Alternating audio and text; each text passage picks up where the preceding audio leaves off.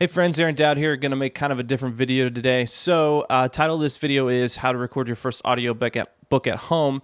And I wanted to share this because I had an experience this past week where I got to go down to San Antonio to help my friend Sean McCabe record an audiobook. So the audiobook version of a book he wrote, it's called Overlap: The Ultimate Guide to Turning Your Side Passion into a Successful Business. So this is a great book. I got to read the proof. So I drove down to San Antonio to help him record this. So I wanted to walk you through that process if you're thinking of doing something yourself.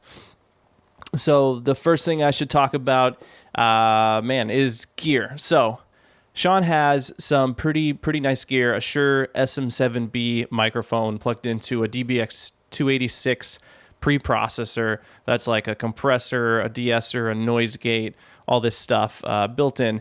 Pretty fancy stuff, but I will say you don't have to go that fancy. I have a SHURE Beta 87A microphone plugged into a Zoom H4n interface, audio interface, and this together cost me, this whole setup that I use for recording that you're hearing right now, cost me I'd say right at around $200, $250. So if you get a cheap USB interface, affordable USB interface, and even like a SHURE a SHURE SM58 microphone, you can do a pretty good job. Just make sure that you get a pop filter and some kind of mic stand, and make sure that you're using good mic technique, which is, maintaining distance from the mic and setting your input gain levels. I'll cover that more in a little bit, but basically you want to go in the green, maybe a little bit into the yellow, but not clipping or not too quiet.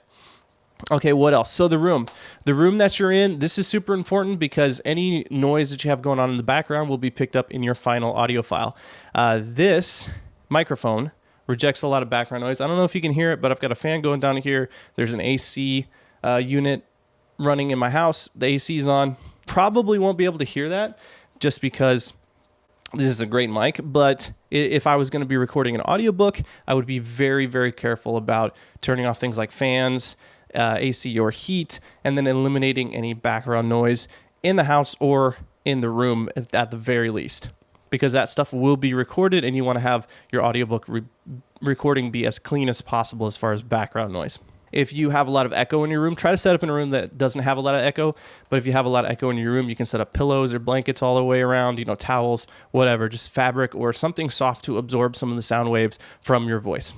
For recording software, we use Logic Pro 10. This is the program that I used. I created a project inside of Logic.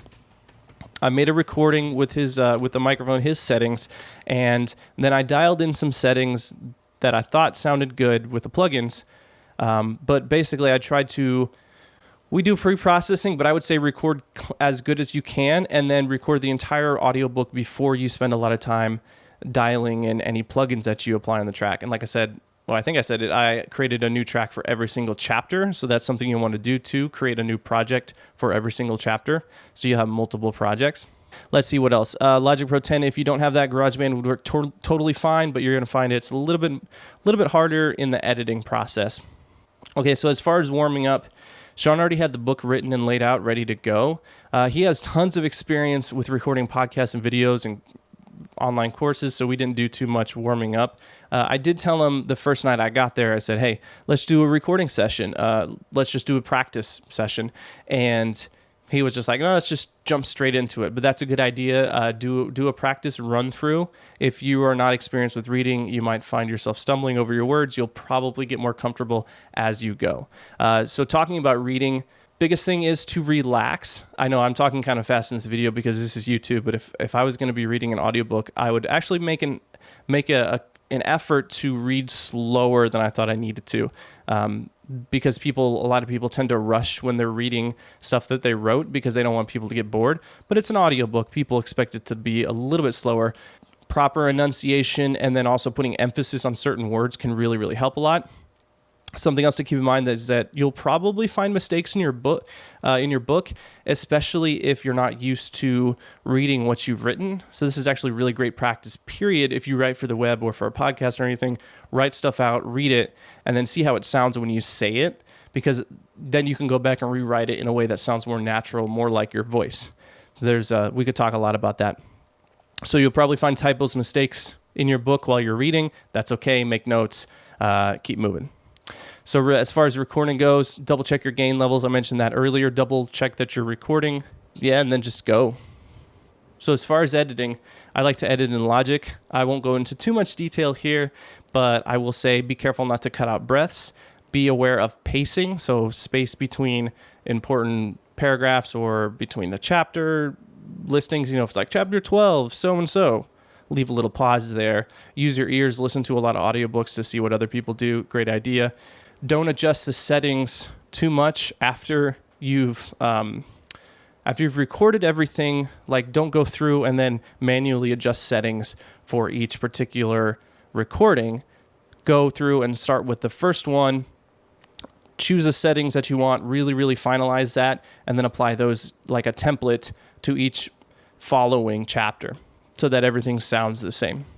Okay, as far as exporting goes, this is actually something I'm going to have to do research on, so I will talk more about this in a future video, because I don't know how, like, Logic has a 2.5 hour limit for exporting MP3s, so if you have an audiobook that's longer than 2.5 hours, I don't know how you'd export it. So I got to find out, like, what people do. Obviously, you could export each chapter as an individual MP3 file, and that might be okay, but I'm going to do research on these. As far as sound, I personally like mono 96 kilobyte per second MP3 files. For an audiobook, I think that's a good trade-off between quality and file size, small file size. So, man, I think that's going to do it. I had a really good time recording with Sean. He was a beast, got it all done in 3 days, really. 2 days, pretty much recording all day long. Most people, I've heard that you should only do 3 to 4 hours a day before if you're not used to reading, your voice will probably give out. And that's something, depends on each person, but just be careful of that. One other thing I want to mention is that I got Sean to drink green tea with honey in it, warm things. Be careful of caffeine and cold drinks, as they can kind of like screw up your vocal cords a little bit. I'm not going to go into the science of that, but yeah, warm tea, decaffeinated. I've heard it's great for singers, great for readers or podcasters as well. So thanks so much for watching. If you'd like to learn more about recording audio or making podcasts, I've got a bunch of other videos on this channel, or head to thepodcastdude.com. Be sure to check out Sean's book, Overlap, The Ultimate Guide to Turning Your Side Passion into a Business. You can find that at overlapbook.com. And as always, if you have any questions or comments, leave them in the comment section below, and let me know if you have any videos you'd like me to make. So thanks again, and have an excellent day or night.